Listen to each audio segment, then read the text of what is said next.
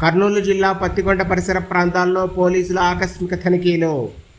ఇటీవల రాష్ట్రంలో 2024 సార్వత్రిక ఎన్నికలు ముగిసిన అనంతరం అనేక గ్రామాల్లో, పట్టణాల్లో శాంతి భద్రతల విఘాతం కలిగించే అనేక సంఘటనలు జరిగిన దృష్ట్యా డీజీపీ మరియు ఎస్పీ యొక్క ఆదేశాల మేరకు పత్తికొండ డీఎస్పీ పర్యవేక్షణలో ఆదివారం పత్తికొండ మండల పరిధిలో అత్యంత సమస్య హుసూరు గ్రామం నందు Pattikonda town CI, rural SI, Tuggali, Jonnagiri, Maddikera, Pattikonda మరియు సిబ్బంది అందరూ కలిసి గ్రామంలో నిర్బంధ తనిఖీలు నిర్వహించారు.